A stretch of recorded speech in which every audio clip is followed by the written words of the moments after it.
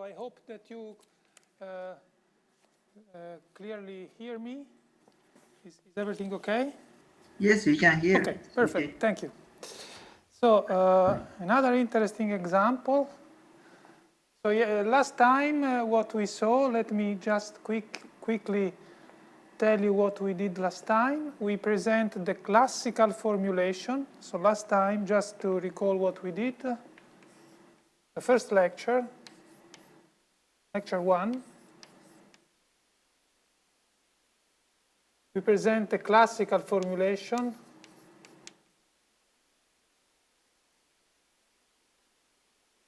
of the Dirichlet problem for harmonic function, classical formulation, and we presented also the semi-classical formulation.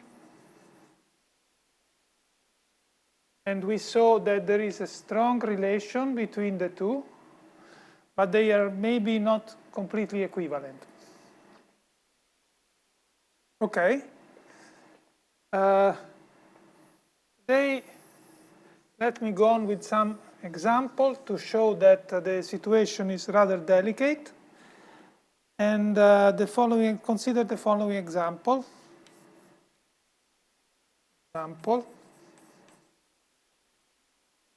By the way, if there are questions, well, you can ask me here, you can write me an email, we can discuss online, and etc. Whenever you want. The following example, so we work in 2 dimensions now, and consider the following open set. So take alpha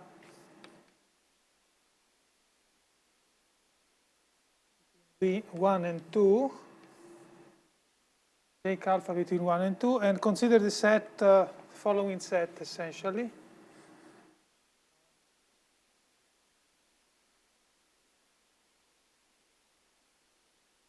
So this is omega.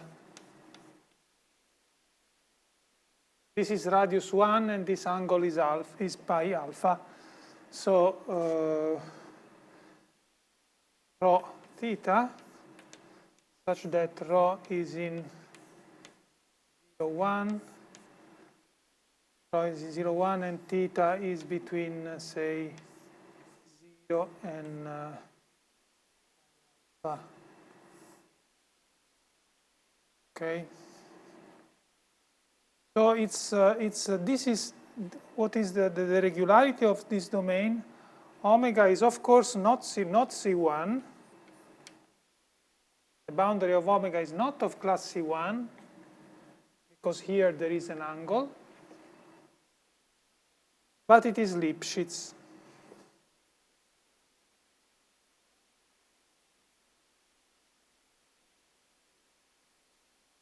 Which means, what does it mean that the boundary of omega is Lipschitz? It means that locally around any point,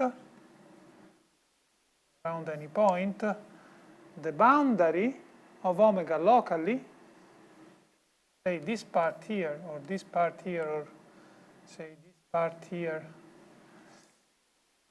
can be written as a graph of a Lipschitz function on an open set Rn minus 1, no? And locally the set omega is on one side of the graph. So you see here, of course, this function is Lipschitz, and also here, if I look at it from this direction, this is a Lipschitz function locally. So this domain, say, is Lipschitz.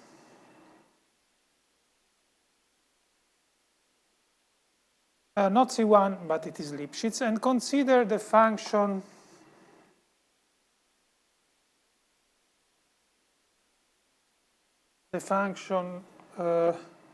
let me write it in polar coordinate. Rho 1 over alpha sinus sinus of theta over alpha, which is the imaginary part of z 1 over alpha.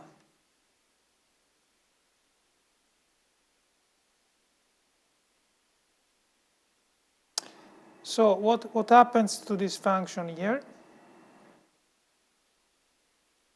On the boundary, okay, let's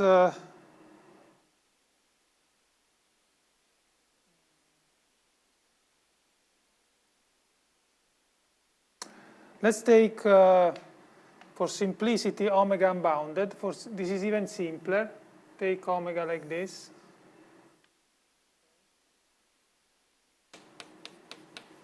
So rho is in 0 plus infinity. Okay, and it's not C1, it's Lipschitz. Consider U for any rho and theta omega. Okay, now what happens to the boundary? The boundary of omega is, of course, the boundary of omega is now simpler than before. It's just two half lines. So the boundary of omega. And what happens to the value of u on the boundary of omega? So when theta is equal to 0, we are here. When theta is equal to pi alpha, we are here. So this is theta equal pi alpha. This is theta equals 0. And so when we put theta equals 0 here, this is 0. When we put theta equal pi alpha, this is 0. So the function u is identically 0, actually, on the boundary of omega. Therefore, G, the boundary data, is very, very smooth. G is equal to 0. So it's perfectly smooth on this domain. But this function here is harmonic, is the imaginary part. So this is harmonic. Harmonic. Omega. Non-zero. Harmonic in omega. So omega now is becoming unbounded. Bounded.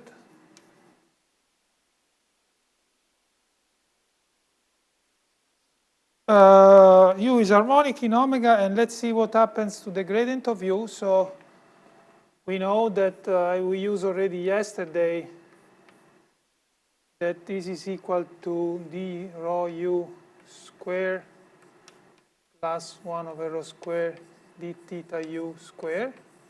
So let's compute this.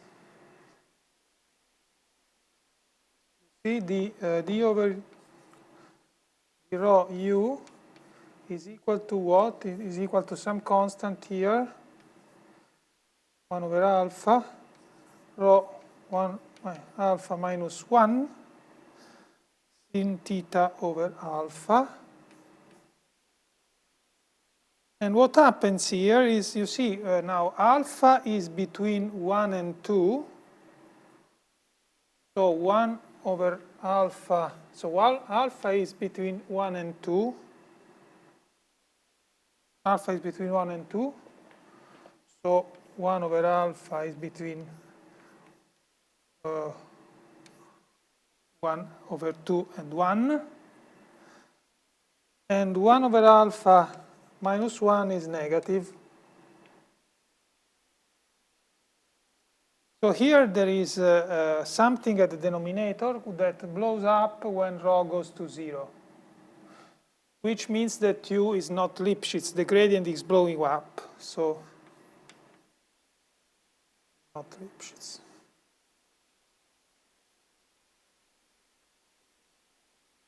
So we don't have a gradient bound inside, and this again is an indication that we have to be very careful about the two possible formulations, the one in Lipschitz and the one in C2 intersection C0 omega bar. Notice that, of course, also, so U is identically 0 on the boundary, and also U equals 0 is another harmonic function in omega. And this is non-zero, so also uniqueness is unclear. Okay? Other questions?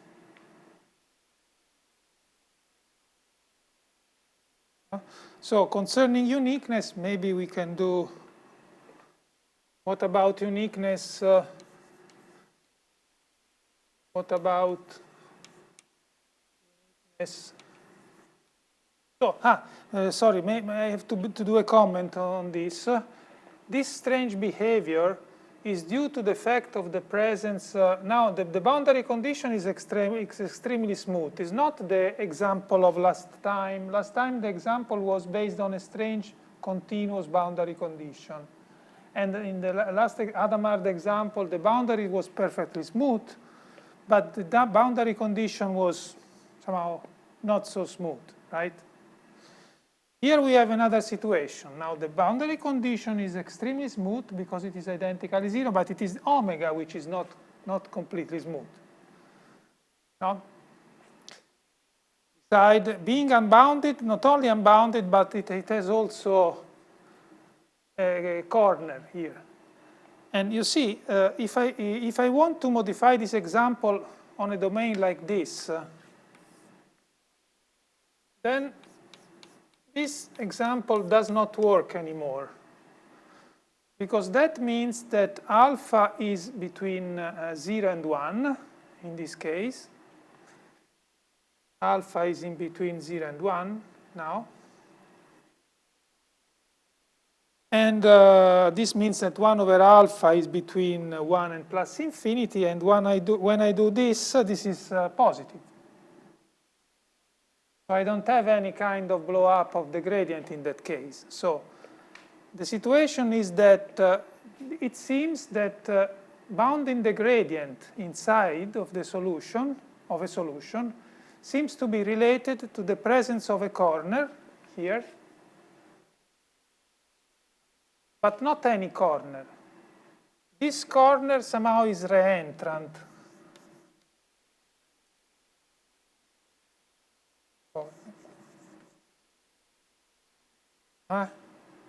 And so it seems that the difficulty here is due to a particular type of corner, which is a reentrant corner in some sense. We cannot do this example when the corner is like this. Okay? Okay, so what about uniqueness of classical solutions? So another example, I want to start with examples because it seems to me that if we have a sort of leading examples, then maybe we can do some theory. Okay, so the example 1 should be coupled with the example 1 of the first lecture. So this is the first example of today. The second example, what about uniqueness of classical solutions? To minus Laplace equal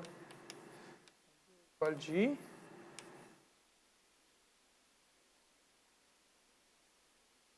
So example number 2, maybe.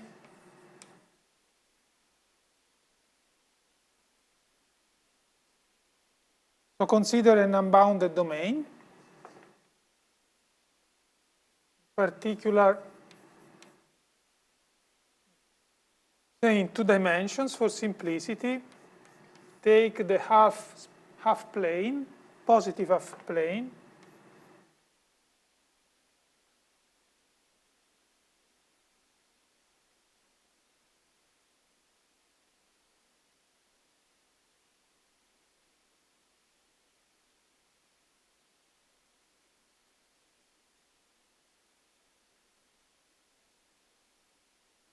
Okay, now consider we identify R2 with the complex plane as usual, and consider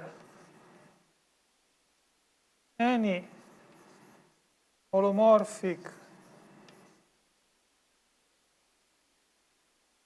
function on C, so entire holomorphic function whose imaginary part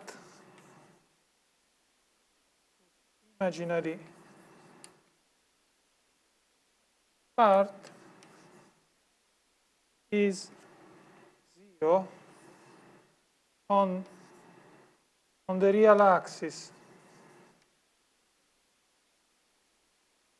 For instance, so consider any holomorphic function f, say, on C, whose imaginary part is, which is real on the real axis.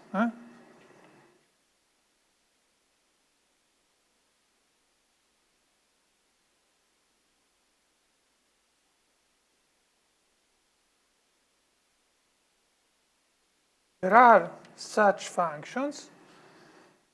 For instance, we can take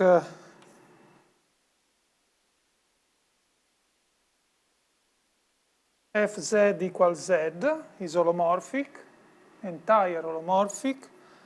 And of course, when we take y equals 0, the value of f is x, which is real. Or also z. No? Because this is equal to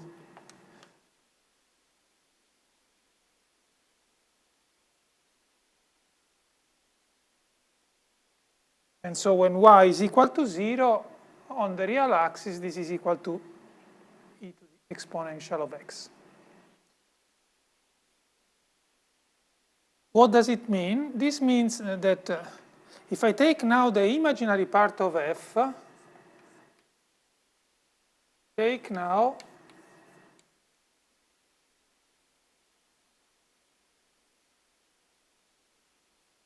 on omega, what do we know about this function v? Well, this function v is the imaginary part of a holomorphic function, and therefore it is harmonic, right? This we saw in the first lecture. Then v is harmonic, perfectly smooth, is C infinity in the whole plane, is harmonic in omega, and v is equal to 0 on the boundary of omega, because v is the imaginary part of f, and we are choosing f having imaginary part 0 on the real axis, right? So this means that v is harmonic, is v can be non-zero, like this, is harmonic, and has the same boundary condition, 0, on the boundary of omega. What does it mean? That we cannot hope uniqueness. Solution is not unique, several solutions. Yes? Maybe infinite solutions. Maybe? Infinite many solutions for one problem, for one classical problem. Yes. This is what I want to say. I want to say exactly that. This example shows that this problem here, it can happen that this problem here, when omega is perfectly smooth, G is perfectly smooth, can have infinitely many solutions. There is no uniqueness. Okay? We have several solutions, several classical solutions,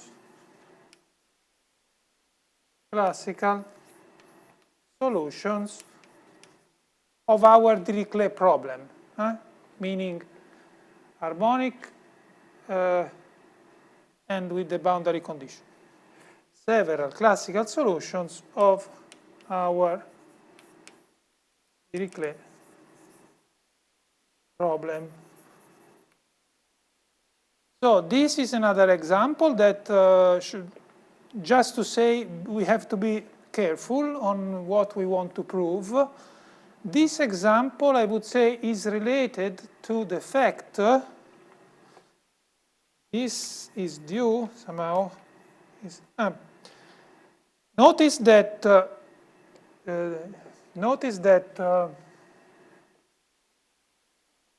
say any non-zero holomorphic function, any non-zero holomorphic function. Notice that, so maybe what home exercise, can we say that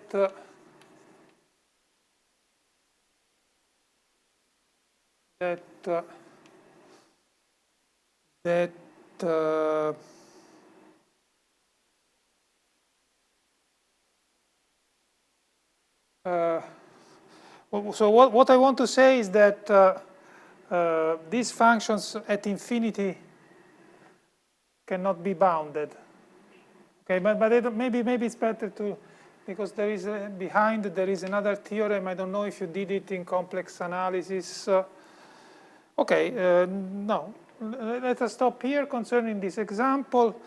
Several classical solutions. This is due, as we shall see,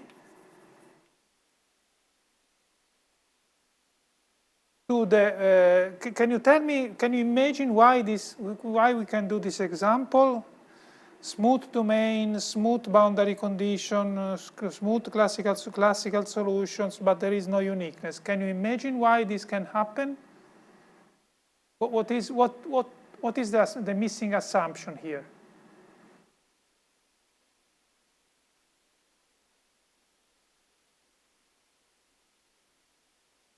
Can you try to suggest what could be the problem? In your opinion, what could be the problem?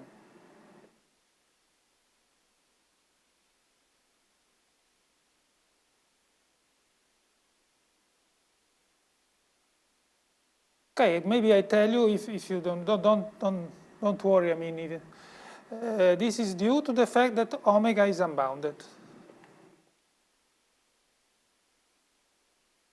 So this is a warning.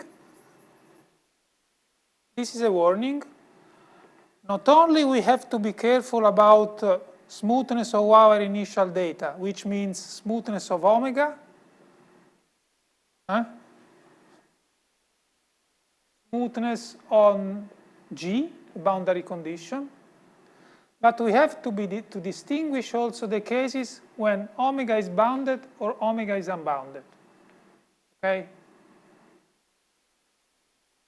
So remember that our classical formulation has been given for any omega. Here omega was an open set. While in the semi-classical formulation, I decided to restrict to omega a bounded open set. I wrote, maybe if you check, I hope that last time in the semi-classical, omega was bounded. Okay.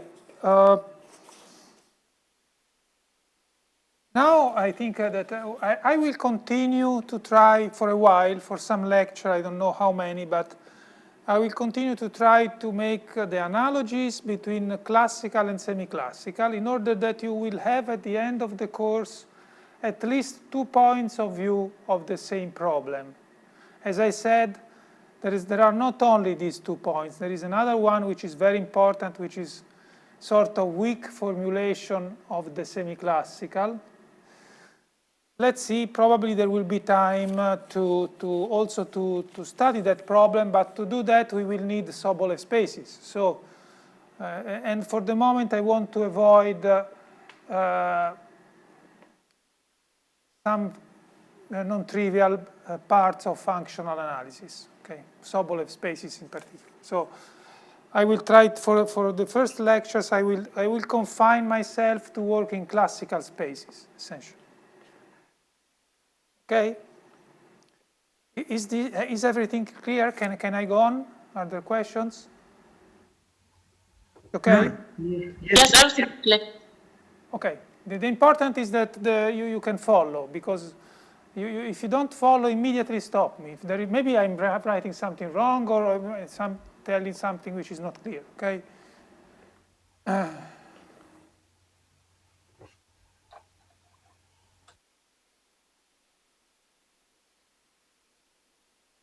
Okay. Now, finally, let's deepen a little bit the classical formulation. So now I start the typical theory of harmonic functions after this long introduction.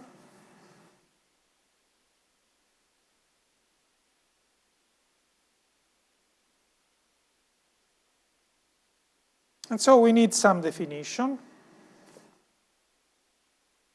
So now the classical theory starts more precisely without example. I mean, the example, we have some examples in mind. They are important. They will give us maybe some path to follow, but now we start the classical theory. So let me give you a definition. Definition 1, say, let omega be an open set. Let U be P2 function in omega. We say that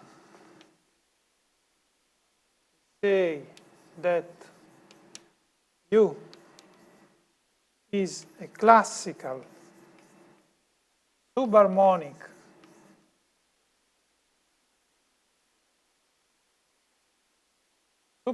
function in omega.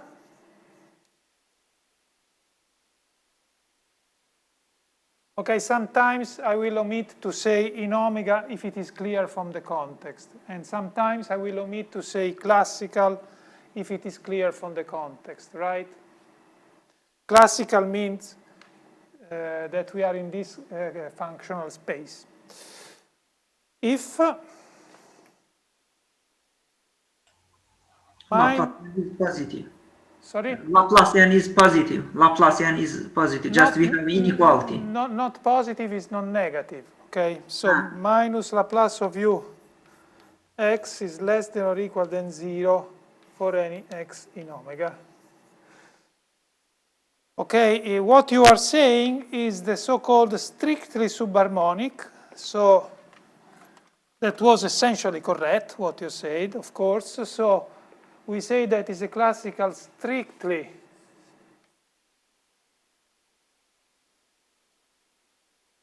subharmonic if we have this inequality.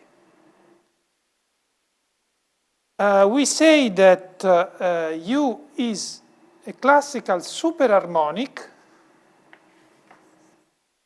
We say U classical superharmonic. These are usually called classical subsolutions of our operator. Our operator is minus Laplacian, and in general, for more general operators, these are nothing but the so-called classical subsolutions.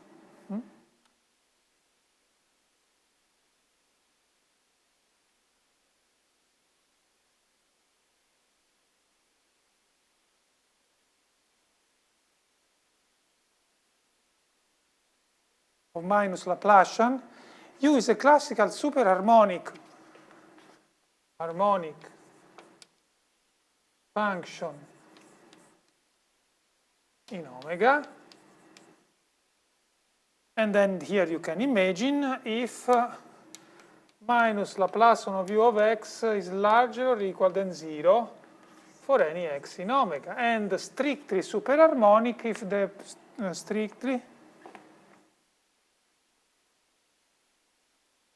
if we have the strict inequality. And these are the so-called classical super solutions.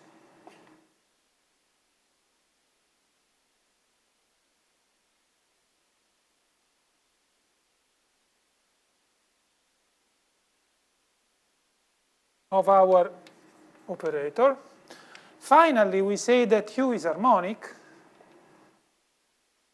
We say that U is harmonic in omega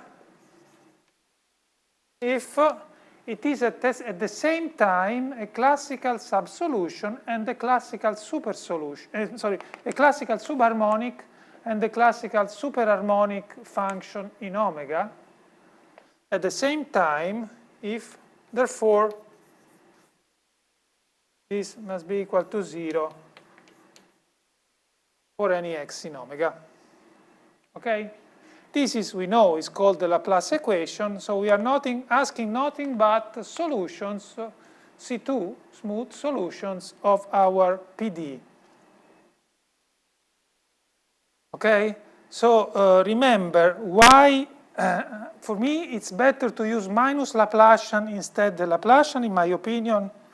This is a personal taste, of course, because it's easier to remind the sub-solution has a less than or equal.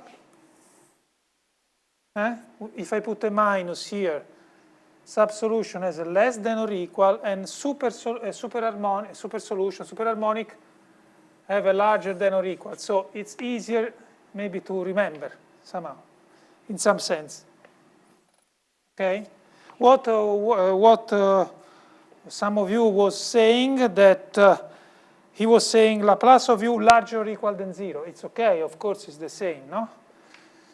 More difficult to remember maybe, for me. Of course, U is subharmonic if and only if minus U is superharmonic. Okay?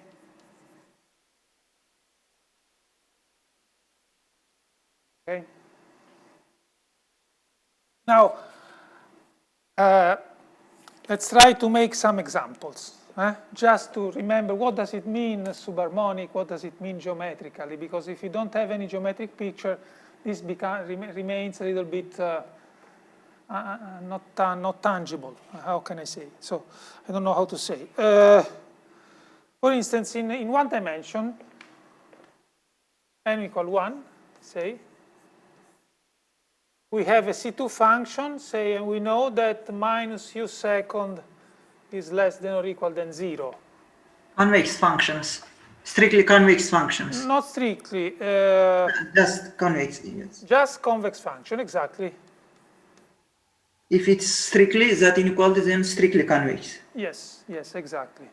So in one dimension, we understand convex and concave, right? Subharmonic convex, like this. Superharmonic concave, so like this, I don't know. And here it's, of course, in 2 dimensions, this is not anymore the case, because convexity is stronger. Now we will see. Before going on, let me observe that this is example of a smooth subharmonic, right? U second larger or equal than 0. And notice that here the maximum points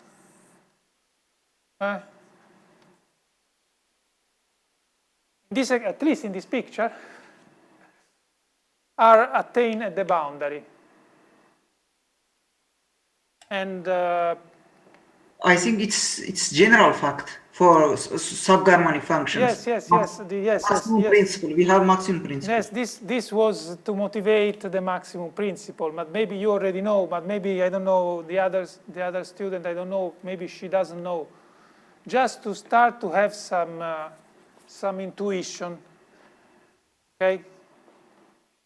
Of course, a linear function. So in harmonic functions in one dimension is equivalent to say this, and we know that these are definitely linear. C2, no? C2, these are linear. linear functions, okay? Linear are at the same time convex and concave, okay? This is linear, is convex and concave. So there is not too much to say in one dimension at the moment. So let's try to pass to dimension larger or equal than 2. So we have some intuition in one dimension. Now let's go to n larger or equal than 2. And now I would like to leave you some exercise, home exercise, that will be done in the tutor course. So the exercise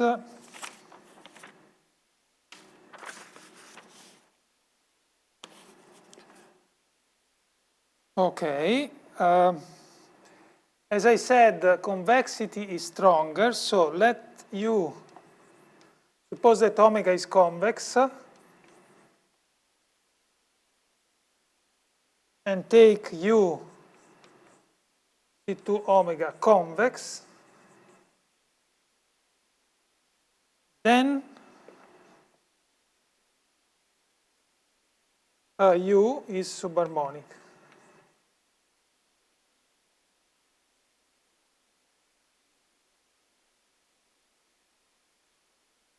So convexity is stronger, smoothness and convexity is stronger than subharmonicity. Because now this should be done at home, so home, I think, home, yes, this was home. I planned this for you at home. Why this should be true?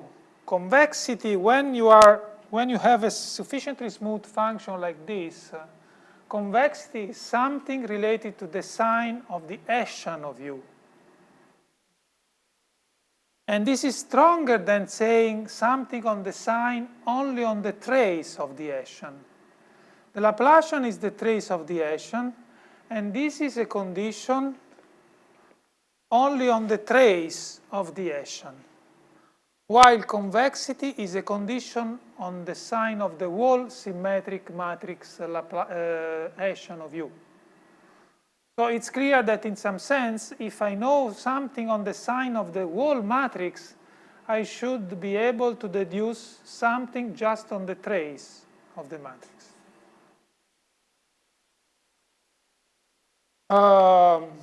Another example, another home exercise, home. So this is exercise 1 or 2, I don't remember. Another home exercise,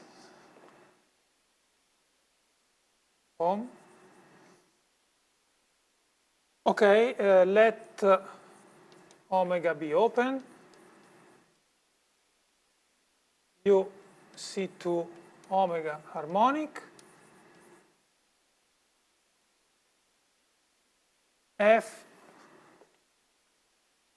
from R to R C2 and convex.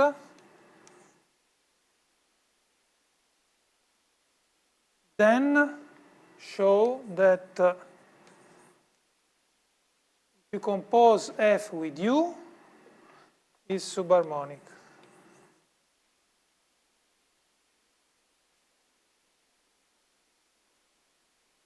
Okay, this is the second exercise. Is converse is true for this statement? Converse statement, namely U is some C2 function, and for any F convex function, we have this one, namely F. For any F. For any F. This is just one F. Just one. Okay, so this is not difficult. You can differentiate. Let me mention that maybe, I don't know if some of you is the first time that you see partial differential inequalities instead that partial differential equations. They are very, very important. Even to construct a solution of the PDE, they are very important. And of course, it's much more easy to construct solution of an inequality than solutions of an equality.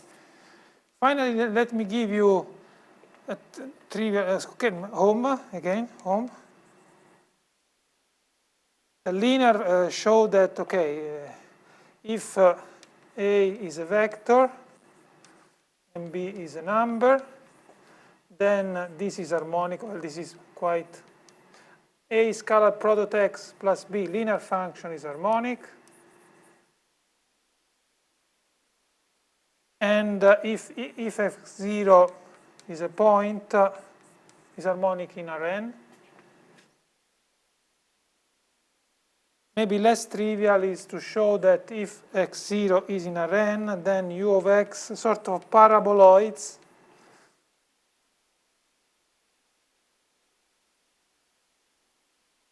is harmonic.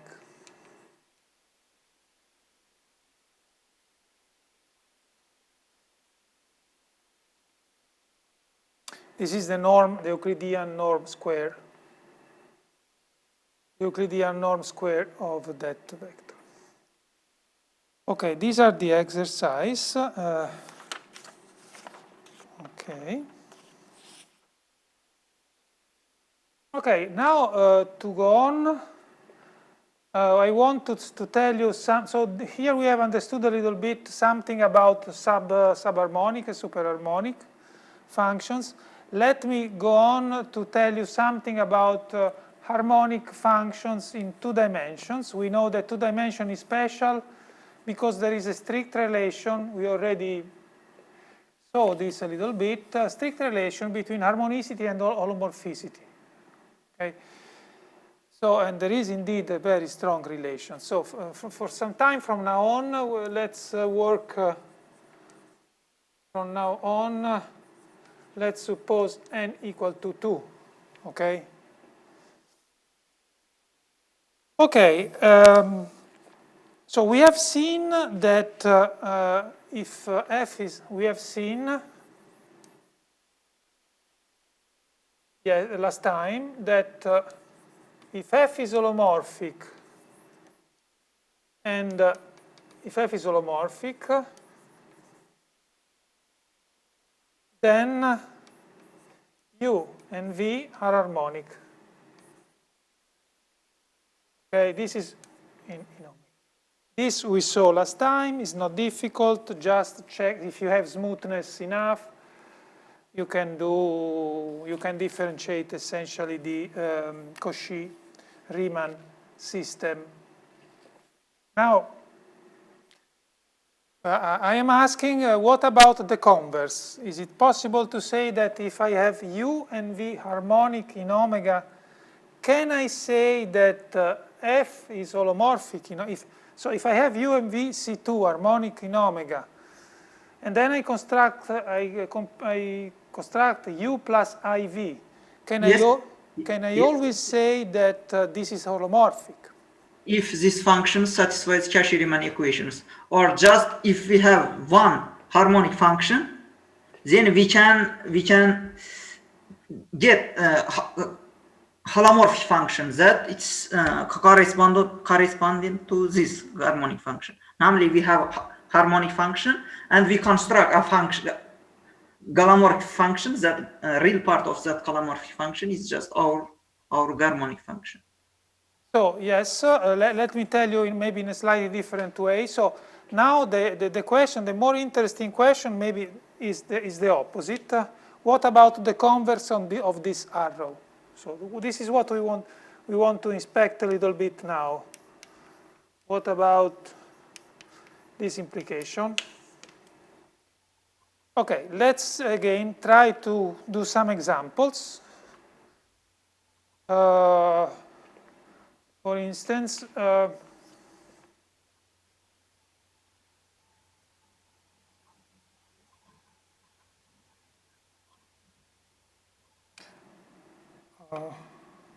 consider u of x, y equal x. So this is for sure is linear, therefore is harmonic, right? And v of xy equal minus y. This is, of course, is linear and therefore is harmonic, right? Are harmonic. In the whole plane. Now construct f equal u plus iv.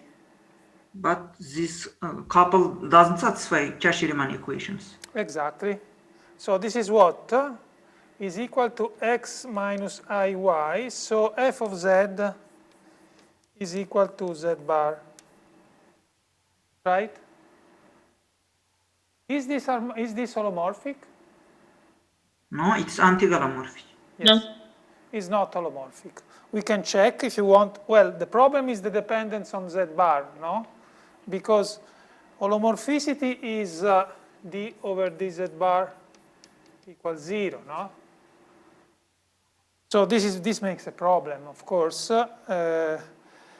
But we can check ux equal vy, uy equal minus uy equal minus vx, sorry. So ux is equal to 1, vy is equal to minus 1. We have a problem. So the question is non-trivial. We cannot really just sum two harmonic functions and then construct u and v and then construct u plus iv and then we are sure it is holomorphic. This is not true. So we have to be more careful. We have Gursa theorem, I think. We studied Gursa theorem in a complex analysis. It says that these functions, if satisfies what Cauchy-Riemann equations, these two functions.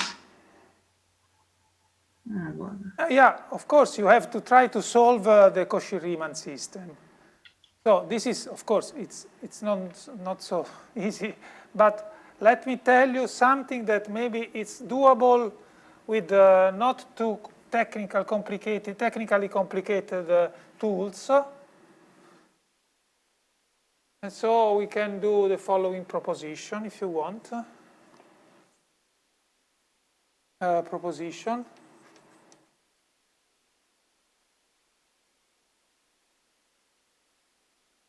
So let omega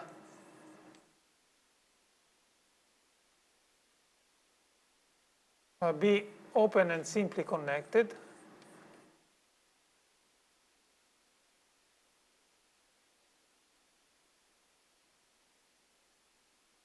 By the way, maybe I should say something related to the Cauchy-Riemann equation at this point.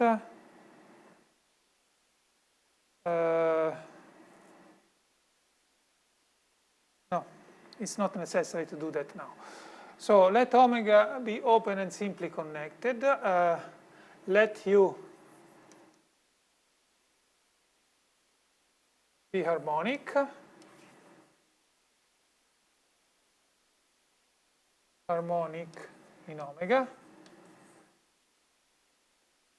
Then there exists v, sorry, in situ omega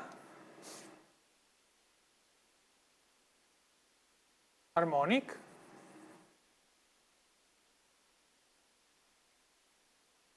omega such that u plus iv is holomorphic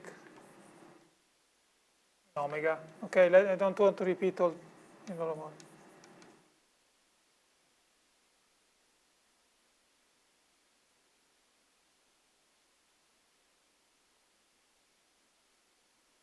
And this v is determined up to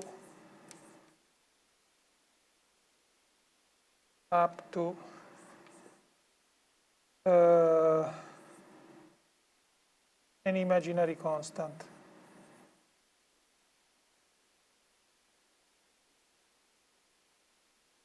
Let's try to,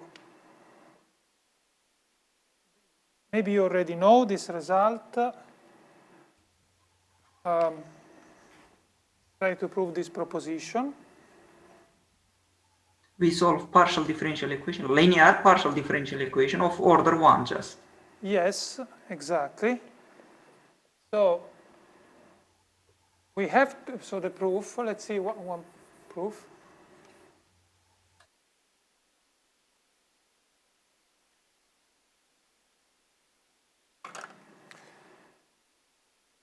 So we are looking for, so U is given. We look for V, for a function V C2,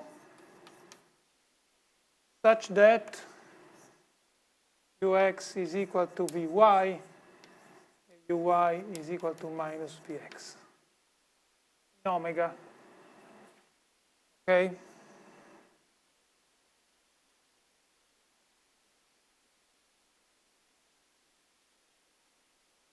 So let us consider the following. Consider this. Let me see if I'm doing correctly. Now I have to check. Let us consider this differential one form in the plane. The one form omega with coefficients of class C1, because this is the coefficient of the, because U is C2, so this is of class C1.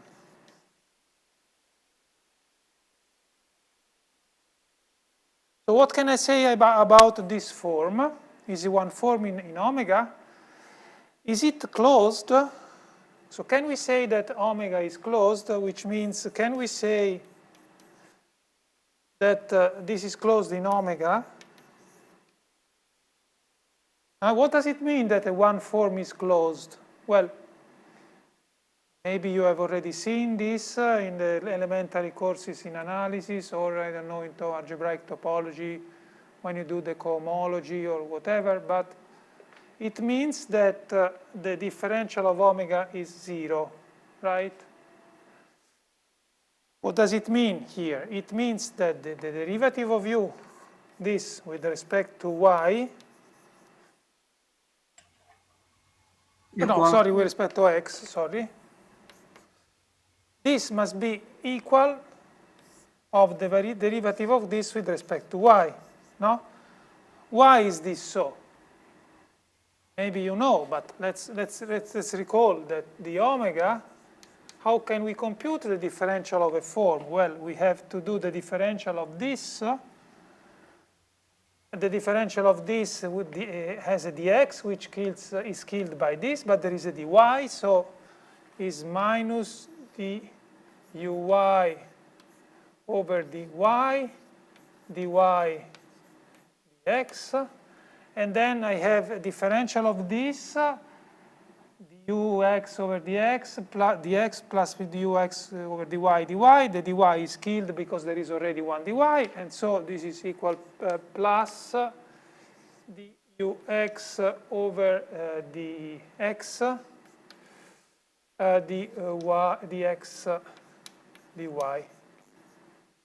dy. So as you can see now, you know that these have opposite sign. So if I want to put this, gives me, I have to change the sign here, and I have therefore uyy plus uxx. Okay. This is simply the computation of the differential of one form in R2. So there is not too much to. It's not too complicated to compute the differential of one form in R2, right? This is the Laplacian of u, no? So in front of this, the coefficient is 0, because our proposition, sorry, where is the statement is here, u is harmonic, right?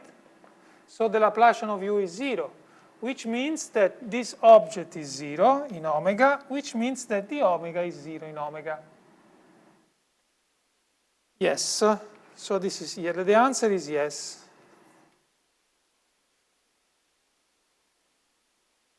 Right? So we have constructed an interesting one form.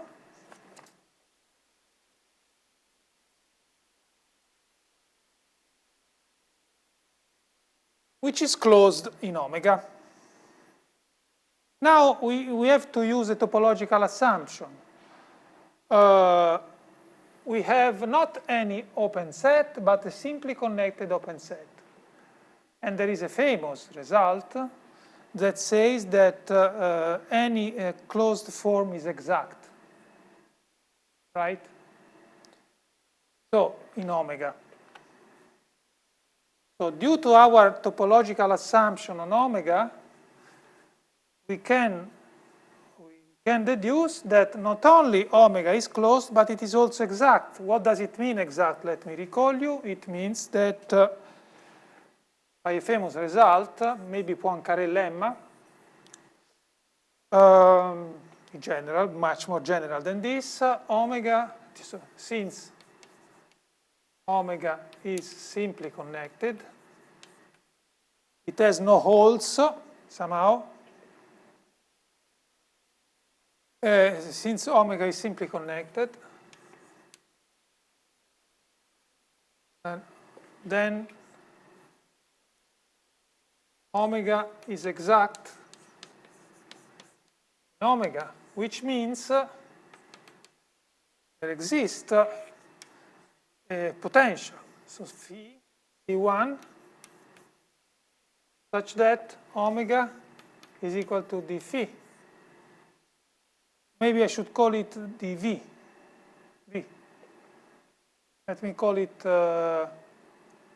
v.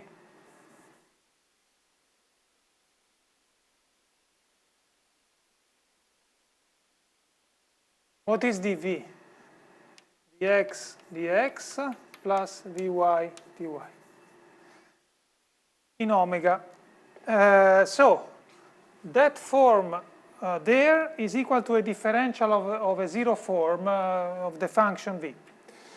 So necessarily this first coefficient must be equal to this first coefficient, and this second coefficient must be equal to the second coefficient. So this means minus uy equal vx and ux equal vy in omega, which are the Cauchy-Riemann equations. Okay? And this shows that we can construct a function v. Now v is determined up to a real constant, and therefore v is determined up to a real constant, and f, so v is determined, I can always add a real constant and nothing change, and which means that u plus ev plus I constant, which means that f is determined up to a purely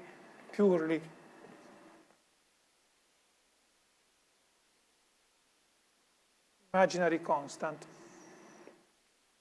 Okay, so this is a first result that shows that what about the opposite implication? Well, if U is harmonic, omega is simply connected, there exists one V such that this is holomorphic. This is already an answer to this opposite implication.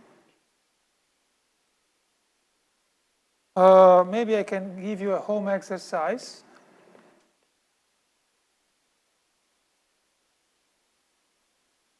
Home.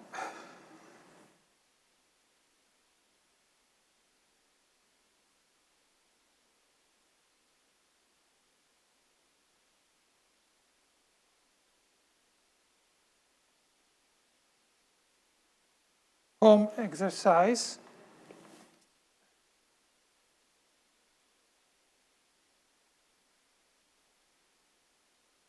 Home.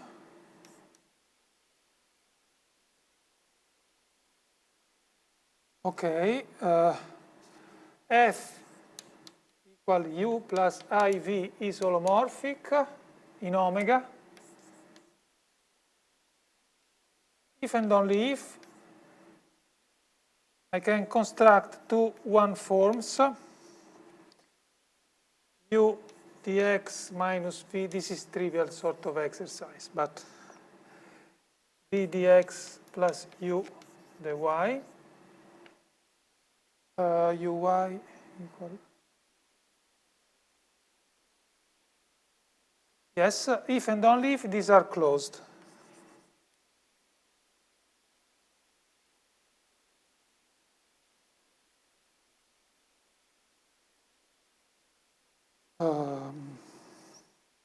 definition now. Let U be harmonic. I skip in omega. Okay, and in omega. If V is harmonic in omega and harmonic in omega and U plus IV is holomorphic, then V is called the conjugate harmonic. Then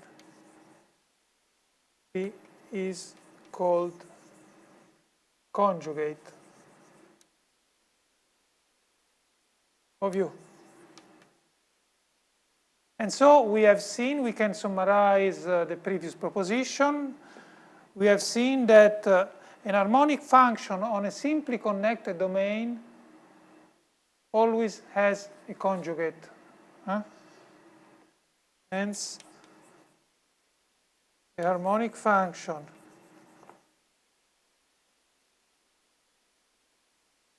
on a simply connected domain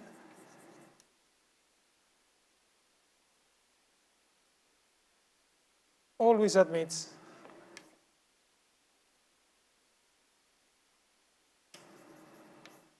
a conjugate harmonic, a conjugate.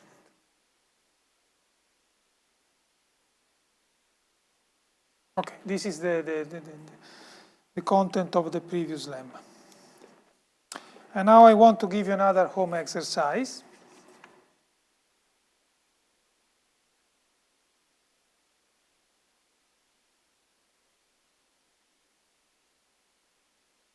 Now, of course, if V is conjugate to U, U is conjugate to minus V.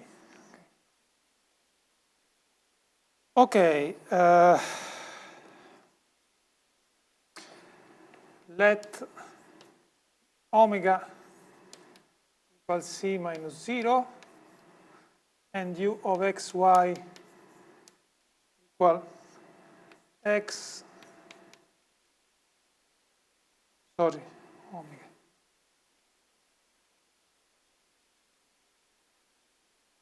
X plus y,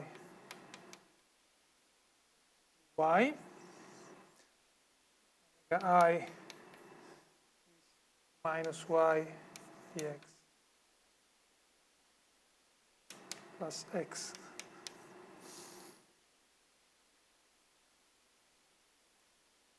Y.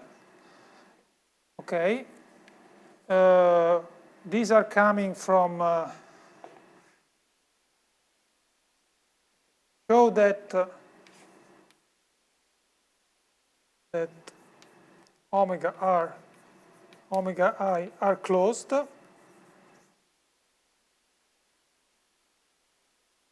In omega.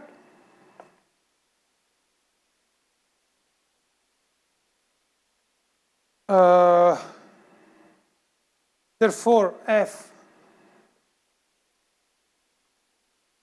the corresponding F, which please check is 1 over Z, is holomorphic. Omega.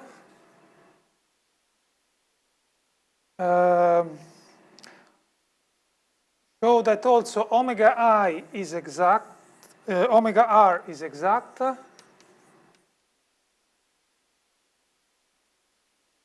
Find the potential.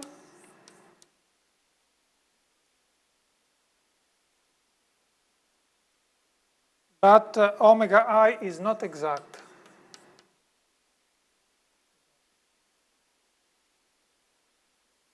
Okay.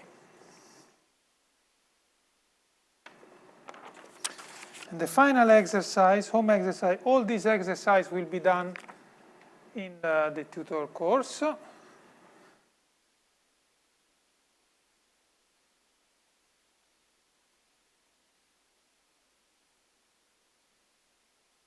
At home again.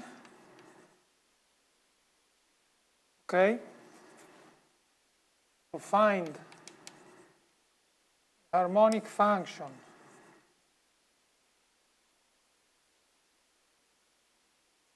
function u from R2 minus 0 in R such that the u of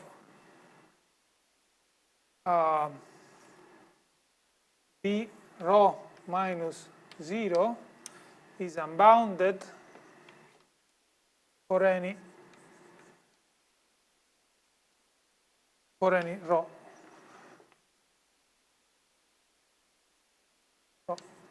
B rho is the ball, is the disk of, or maybe even more specifically, there are a famous example in complex analysis.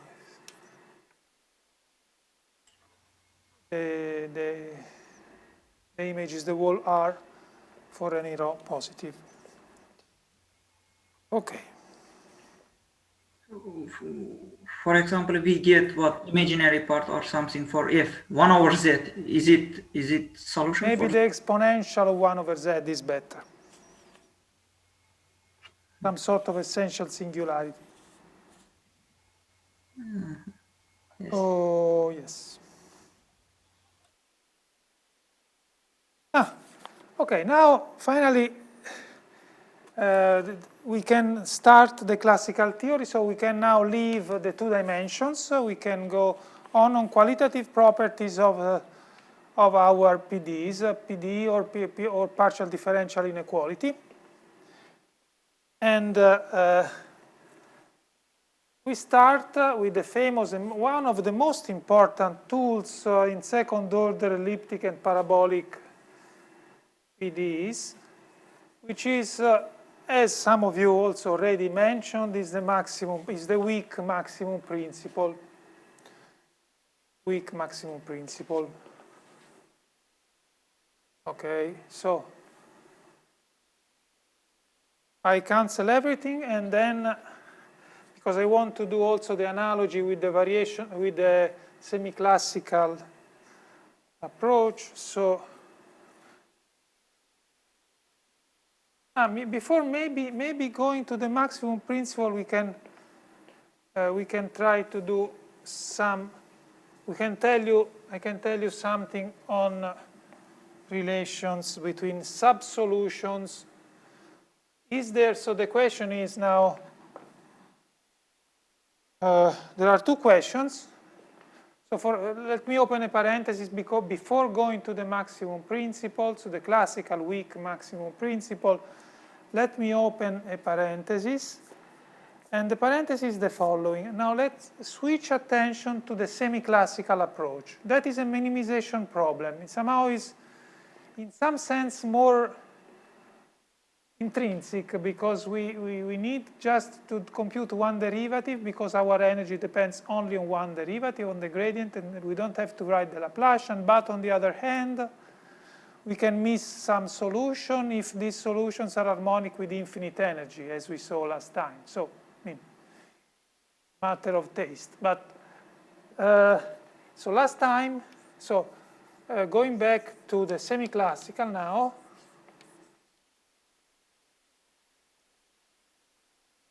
Semi-classical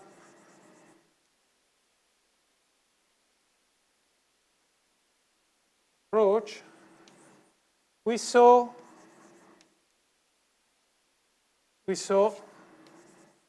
in lecture 1 that if you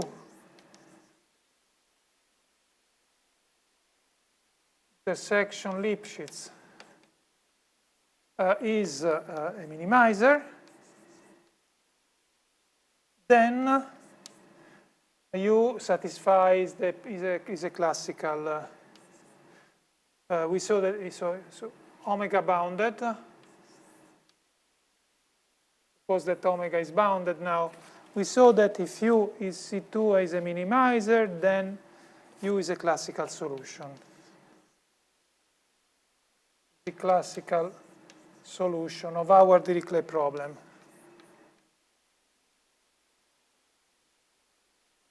This we saw last time. Just by a simple first variation argument. So there are 2 questions now. One is, what about the converse? This is more, somehow, suppose that you have a classical solution of this problem in the class that you want. So suppose now the convex. What about the convex? So suppose U in C2 omega intersection lip is a classical solution.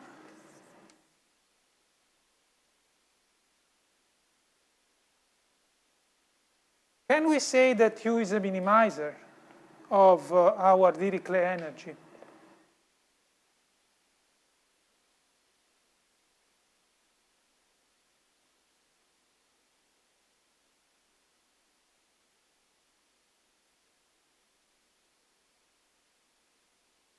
This is one first question that I would like to listen to your opinion about this. The second question is the following. To be a subsolution, so subharmonic, say, to be a subsolution, has a variational meaning.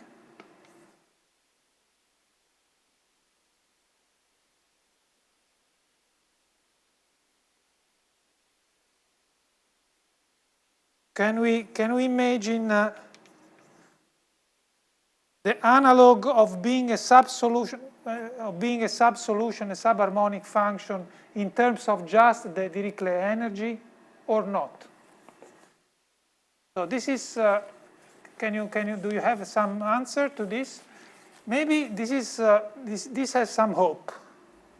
First one. I think first problem, maybe it's true, because in the previous lecture we construct counterexample, but that counterexample is just continuous. Namely, our G function is just continuous, but here we have Lipschitz continuous. It's a little bit stronger. And Yes. the Lipschitz function is also almost differential. Yes.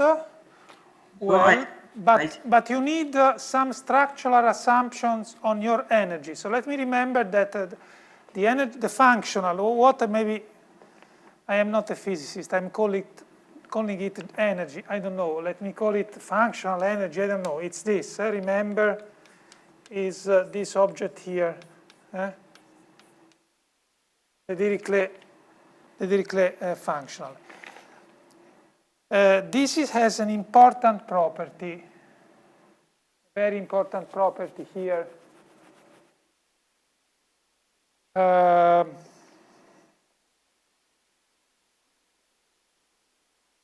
integrand, that we call it maybe because f of xi, has the integrand, so this is equal to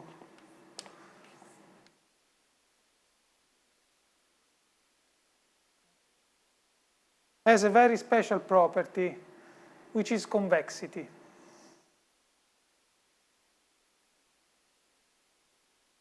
Actually, in this case, is more than convex. It is smooth and strictly convex, and even also. So this is a very beautiful integrand because it is convex, but even more, it is infinity, it is smooth, strictly convex, and even. Okay, but actually, I mean, to try to answer to this problem, what really matters is the convexity of the integrand.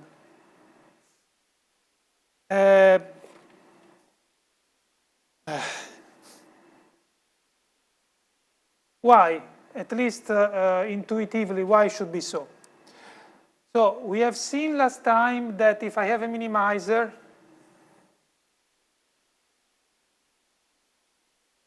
then morally this must be a stationary point under smoothness assumptions, etc. Now we know that this object is convex, so we are not in this situation, but we are essentially in this situation. So maybe, since this is strictly convex, strictly convex actually.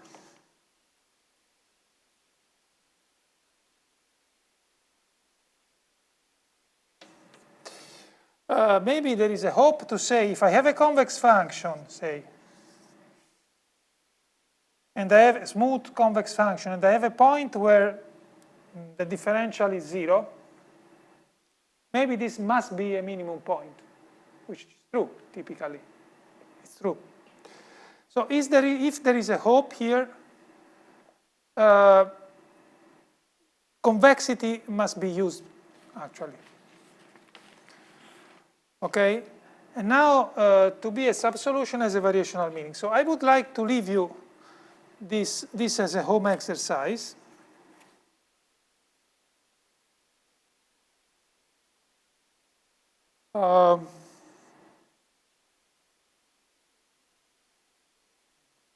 Maybe not.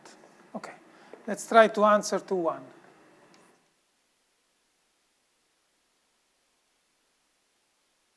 Point 1. So we know that F is convex. F is smooth and convex. So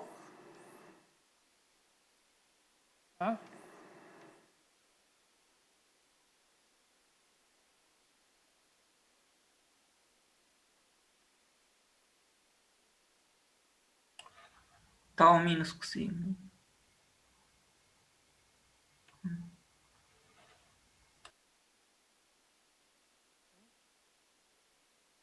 for any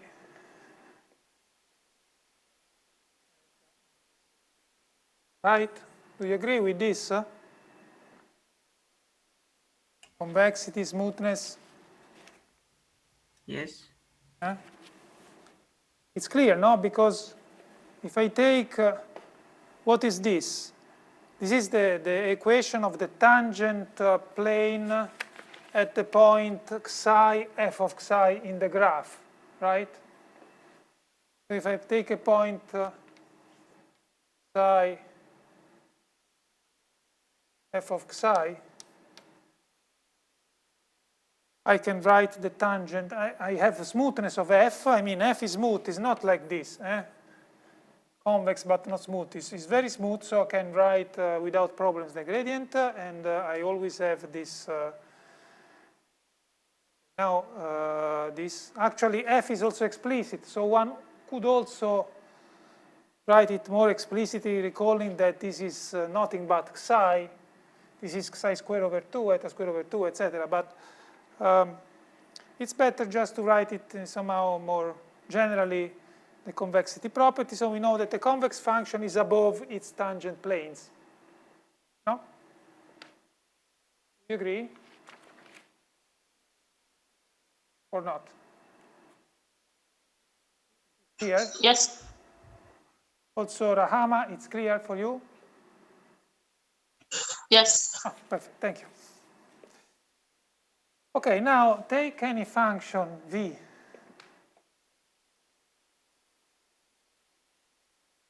Lipschitz, satisfying the boundary condition.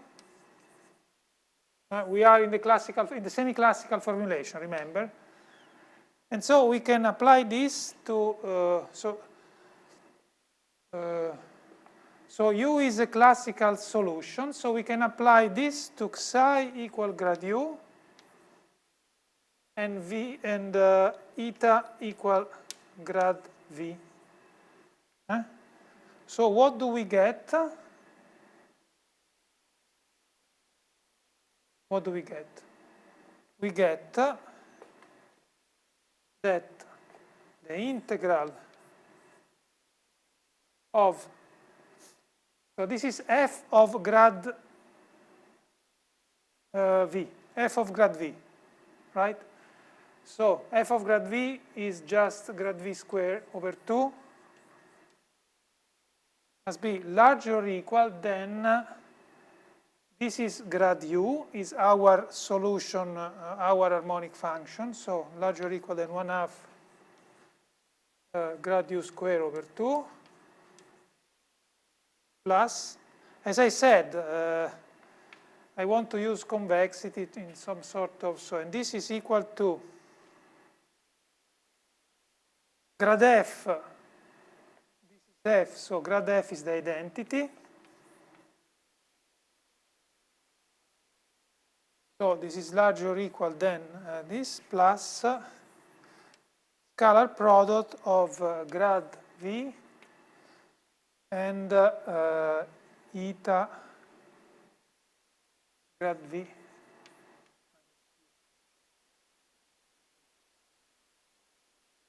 Okay.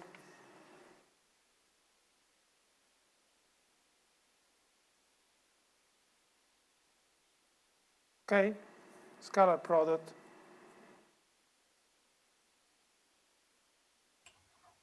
Yes, okay.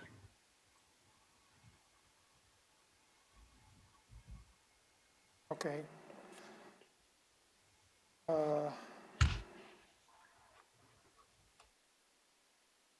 Grad U, sorry.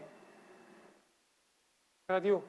I made a mistake because this is grad U, is psi, no? Psi is grad U. Grad U, grad V minus grad U. Okay. Now we can, what do we do here? Okay, let me rewrite the first addendum, grad U square. But then I can integrate by parts here. The domain omega is smooth, is Lipschitz, is bounded. Everything is smooth enough to do the integration by parts. And I don't have any boundary term here. I don't have any normal flux on the boundary of omega, simply because V minus U is 0 on the boundary. Because U is a classical solution. So U is equal to G on the boundary of omega. Okay. V is a competitor. So V is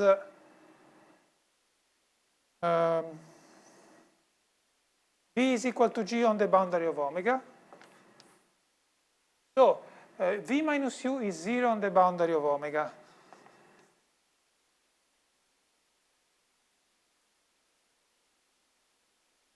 So this allows us to integrate by parts, changing sign to the integral, putting this derivative here, getting a Laplacian, and no boundary terms.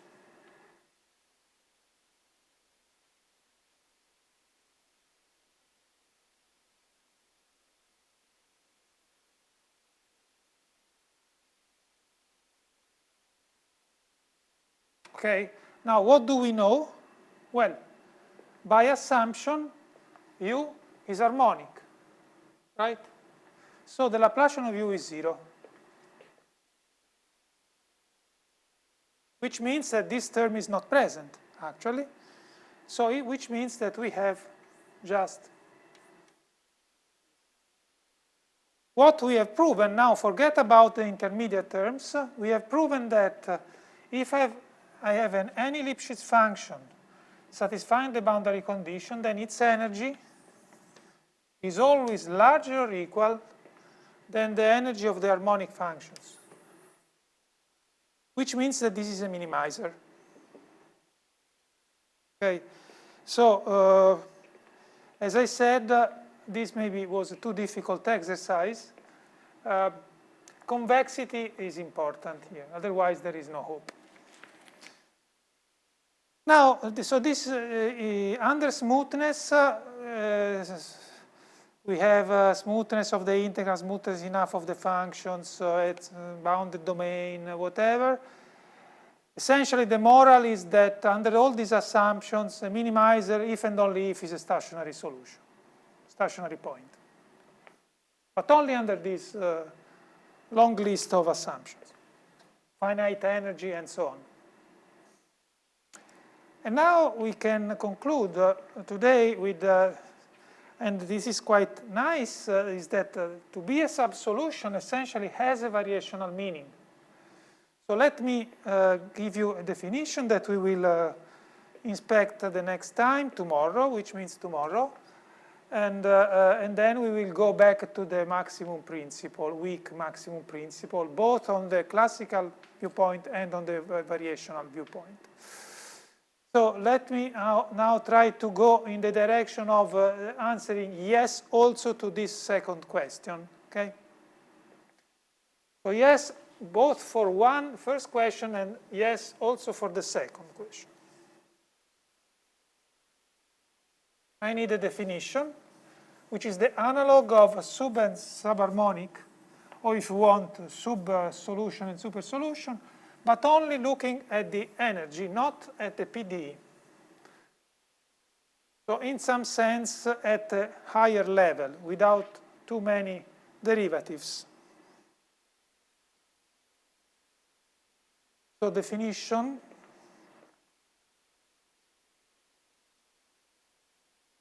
So let omega bounded, open, and let u leap. We say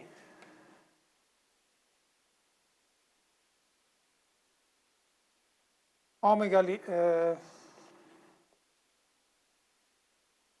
we say that u is a subminimizer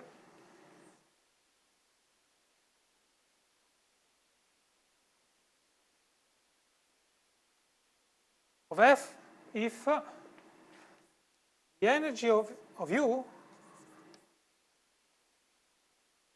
sub-minimizer, so the energy of u must be less than or equal than something for any v in leap, but v less than or equal than u in omega. So in some sense, this definition is a sort of unilateral minimality.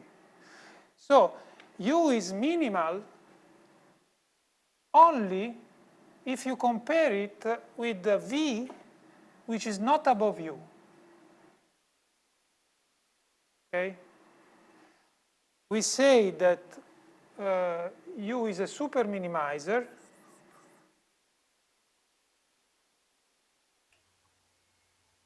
that u super minimizer of f.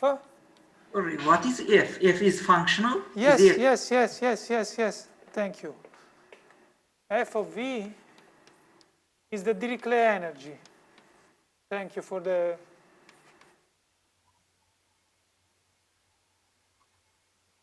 Thank you. Okay.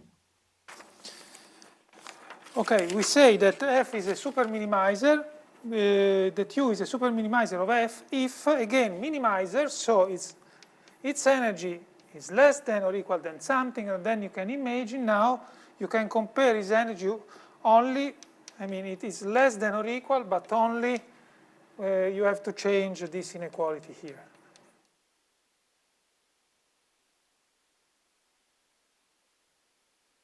So minimality is always there, right? So you don't be careful. You don't have to change this inequality here. This inequality always has u on the left and v on the right. V is a competitor, u is the object we are talking about. So this remains. But what is changing is this one. This inequality is changing. Okay. And of course, I